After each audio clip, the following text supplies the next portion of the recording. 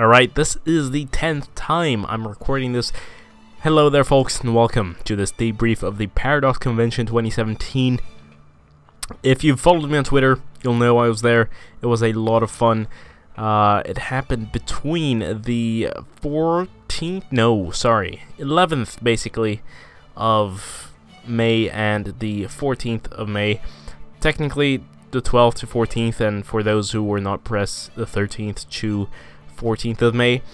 But I was with the press, so we got an extra day out of the event. I was there for the announcements for the conference, where they announced things like Third Rome and all these other things, Survive Mars or whatever it's called. See, I'm really bad at this.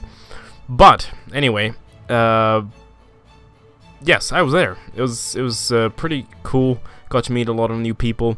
I actually got to meet a fan or two, although people don't really know my face, so I guess they weren't sure that it was me. But now that I've been on the very last thing of the convention, actually, we had a live stream of Hearts of Iron 4 Death or Dishonour, where I got to play with people like Torator, Gaming B4, Quill 18, Daniel, the guy who claims to be the best Hearts of Iron 4 player, because he gets to try out Hearts of Iron 4 all day for his job. Flory Worry, the solar gamer, who I've seen before on my channel. Tokriva, I've probably mispronounced that, I'm very sorry. The Prussian Prince, and Servogalius. Was that everyone? I feel like I'm missing someone. Damn, I'm sorry if I do miss someone. But anyway, that was a lot of fun, and I'll get back to that later. But yes, the announcements. I was really hoping for Victoria 3. It didn't really happen this time, but who knows, maybe in the near future. We are getting some cool things though, like Third Rome. Steel Division is pretty fun. I can't really talk much about it, or there are several things I can talk about already because the embargoes have lifted, like Mass Transit is already out. And Steel Division's coming out very soon. There's Battletech coming out soon as well. But it's just, I always get the embargo dates mixed up, and I don't really feel like, you know, talking too much about things that might be wrong. But yes, we got to try things out before hand, and I actually got to see some pre-alpha gameplay of Surviving Mars, but I can't. That I can tell you I cannot talk about at all, unfortunately. So you'll have to wait a while to see that. I was trying, I almost did record some footage of Third Rome and Death or Dishonour, but Death or Dishonour is coming out soon, and Third Rome I thought, hey, you know what, Quill's already posting stuff, everyone's posting stuff. I'm not really the sort of journalist type where it's like, oh guys, look at these new features. No, I'm the guy who plays the game, and you know, you have fun watching me playing the game, so I didn't really feel like doing that, and it was just going to be too much of a hassle. I'm quite busy, unfortunately. Had I had more time, I probably would have recorded a bunch of stuff, maybe even some interviews, who knows, even though I'm not really a journalist, but you know, whatever. I'm press, so I could, you know, go anywhere, do anything, schedule interviews if I wanted. But yes, what else? Saturday, oh yeah, no, we had a lot of fun as well. Thursday night, basically, the people that do not live in Stockholm, because I do, so I just got to walk up to the convention hall every day. It was, you know, very nice. But most people obviously didn't live in Stockholm, and they came in by plane, so Thursday night they were here, and everyone went out to a really cool place in Stockholm, one of my favorite places. It's called Eifur. It's like this Viking restaurant. It's really cool. They really replicate like medieval food and the things you use to eat and stuff, and it's a lot of fun. There's like live medieval music. But yes, that was fun, and again, got to meet lots of new people. But okay, so the debrief. Let's just jump straight into it. Sunday night, last thing of the convention. There I am, playing Hearts of Iron 4, Death or Dishonour, with all these cool people. I was really hoping to play either the Soviet Union or Sweden. The countries were actually chosen beforehand, and we didn't know until the very last half hour before the stream which countries were available to play and who was going to play what. We knew that Quill, about 3 hours before, Quill was going to play India, and Daniel was going to play Communist China. But we knew the Soviet Union was going to be in the game, and I was like, hey, you know what, maybe I'll play the Soviet Union. And I had this entire new setup strategy. I was like, oh, you know what, I'm going to release these vassals and have them build up the factories, and I'm going to be even stronger and just be awesome. But then when things came around to it, Torator, who is a really good Hearts of Iron 4 player, or Paradox player in general, he really seemed set on playing the Soviet Union, so I thought, you know what, let's give it up to him. I also wasn't really sure, because it was honestly my first time playing Hearts of Iron 4 multiplayer, so I didn't really want to take on this responsibility of the Soviet Union on speed 3, guys. Okay, this is, you know, pretty fast, and you have to send troops everywhere, you have to keep checking all the fronts, and you're doing basically the heavy lifting of the entire team. So I didn't really want to take that on, but I thought, hey, you know what, Sweden, Folkhemmet, and that's like one of my greatest playthroughs yet. That lots of people subscribe because of that, and I was like, you know, I'm Swedish, I'm the only Swedish YouTuber here, I should play that. But when we were deciding, Florior, you had already kind of had some test runs with Sweden and Sweden only, so I was like, you know what, he seems really set on it, I'll let him play that. So I ended up becoming a fascist, and I was assigned to Czechoslovakia, which I was like, hey, you know what, that's pretty cool, the Bohemian Empire. And mind you, we had been trying Death or Dishonour for like 2 or 3 days by now. So personally, I had already tried Hungary, I had tried Yugoslavia, I had tried Romania, but the country I had not tried was Czechoslovakia, so I had no idea about their focus trees or the different events and things, and it was also hot code. So, very interesting things happen.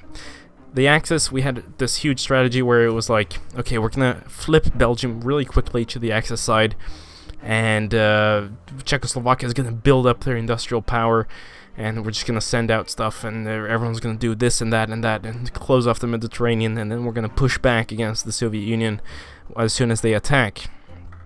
But nothing went to plan, and I don't think even the communist side had their plans go the way they wanted. Things fired off really strangely, especially for Bohemia. Don Lind and Troy Goodfellow, who were commentating the playthrough, were actually super annoyed at me in Bohemia because, first of all, I become fascist, and the moment I become fascist, I get a civil war starting, and that's because I actually ended up misclicking. So I got a civil war. It was just speed 3, right? And I was sort of stressed out, so I ended up clicking and got the wrong event chain. And what happens, which has never happened to me before, basically my entire army, except for one unit, disappears. They disappear. My enemy, which spawns in Slovakia, so I have the Czech territory, they basically have no units. So I just marched this one unit to the Czech capital, take it, the civil war's over, I'm now the Bohemian Empire, with one cavalry unit. And I had been building up my army to that point, right? 2 years, lots of infantry equipment, lots of stuff. I was going to be an industrial powerhouse, and there goes my army. And armies take time to build. So I was super annoyed at that. But then shortly afterwards, the Indian Civil War ends for Quill. He defeats the British Indian player, not a player, the AI. And as soon as that happens, if you've watched my Indian Communist playthrough in Together for Victory, you'll know exactly what this bug is. So in my playthrough, basically Japan gets the rest of India, but this time, for Quill, the Bohemian Empire annexed the remainder of India, which is basically Pakistan up to New Delhi, because he actually took New Delhi. But I got all that territory. We weren't at war. It was just mine, right? So at this point, I could have sent troops over to India, but I thought, I don't have troops, right? So I should probably just stay where I am.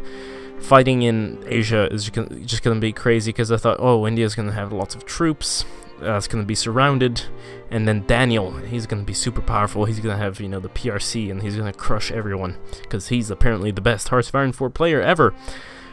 But, you know, the Spanish Civil War just never ends, and suddenly I'm just building up and building up, and at some point, I don't remember exactly when.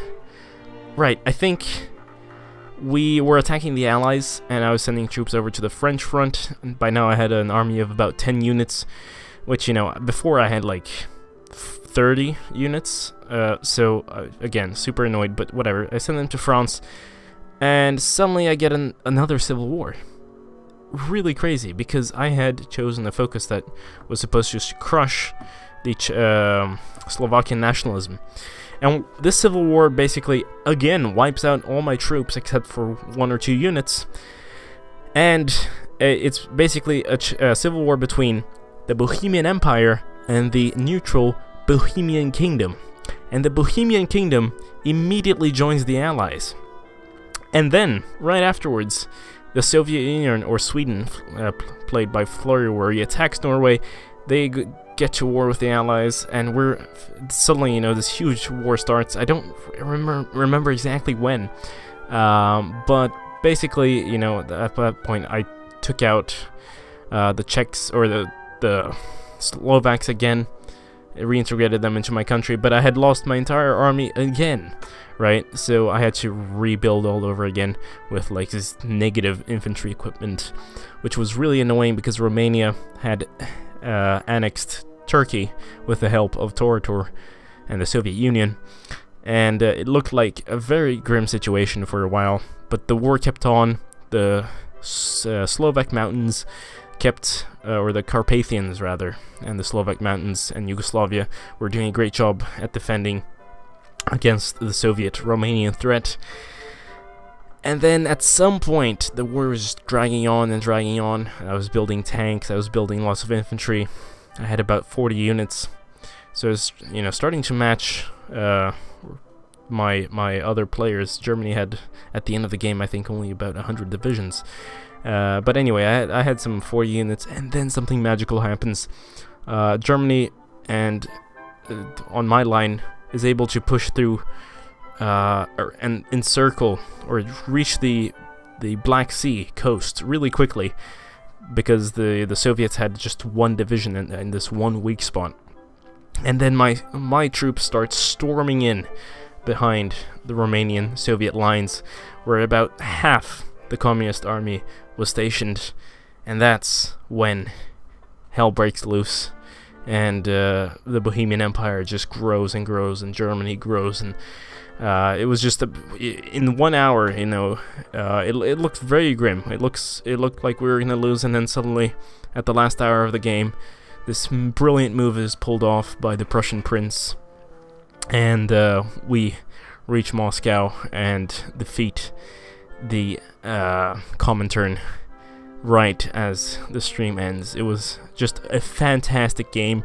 I'm gonna leave the links down below to the Paradox Extra channel videos, where they have the recorded version of the stream. It was absolutely fantastic, and man, it was a blast. Even though, you know, I had all these issues with my armies disappearing and the misclicks and India, I think everyone had a lot of fun, and it was very even throughout the game, and it was just a great end to a great weekend. I had a blast, and I really want to thank Paradox for it. Again, obviously, everyone knows I love Paradox. I love their games, and it was just an honor to be able to play at the stream. And it's also very fun to see my the Discord channel afterwards. When I got home, people had finally seen my face for the first time. I guess some people have seen it from the Stellaris event last year, but they had taken pictures during the stream of my face, and I sort of became a funny meme. There are some really funny faces that I make there during the game. But yeah, I don't really know how to end this. It was a blast. I'd like to thank everyone, and of course, I think definitely ParadoxCon is something I'd recommend people to do. It's a bit expensive, I think, for, you know, obviously I'm pressed, so I was sort of invited there. But I feel like the people who paid actually had a lot of fun as well. They got a lot of free little goodies, and I think even everyone got Stellaris anniversary copies. I'm not sure if this has been confirmed or not, but you know, oh, spreading rumors here. But yeah, it was a blast. So that's the debrief. Make sure to watch the stream. I'll again leave the links down below. Thanks for watching. This has been Game Gapster. Farewell.